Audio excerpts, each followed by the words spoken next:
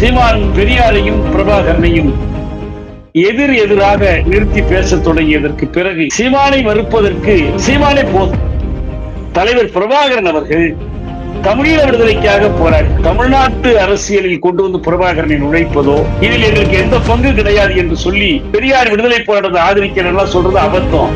தமிழ்நாட்டில் ஈழத்திற்காக பரப்புரை செய்தவர்கள், தமிழர்களை தமிழர்களுக்கே அடையாளம் காட்டியவர் பெரியார். அந்த ராமாயணத்தில் கிஷ்கிந்தா காண்டம் என்று ஒரு காண்டம் இருக்கிறது. இப்ப ராம் தமிழராகி விட்டதால் இருந்து தாக்குகிற முயற்சியில் ஈடுபட்டார்.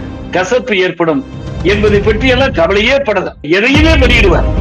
தேசிய தலைவர் பிரபாகரனை மட்டும் தவிர்த்து மற்ற அனைவரையும் இவர் இழித்தும் படித்தும் பேசியிருக்கிறார். யாகாவர் ஆயினும் நாகாக்க காவாக்கால் சோகாப்பர் சொல்லிழுக்கப்பட்ட அண்மையில சாட்டை என்ன பண்றாரு?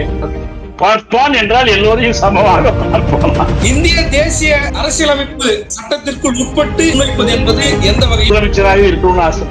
சொந்த வளர்ச்சிக்கான ஒரு கருவியாக கருதுவது சமூக விரோத குற்றம். 50,000 ஆண்டு பழமையான தமிழ்னு அவர் 2 தலைவருக்காக தலைவர் அல்ல. பாவேந்தர் பேச்ச நான் நேர்ல கேட்டேன். ஒரு 12 வயது மாணவனாக மக்களுக்காகத்தான் கட்சி, மக்களுக்காகத்தான் தலைவர், மக்களுக்காகத்தான் நாம். RSS கைகூலிகளால் கொலை செய்யப்பட்ட ஒரு ஈகி அவர் பணிபாளர்.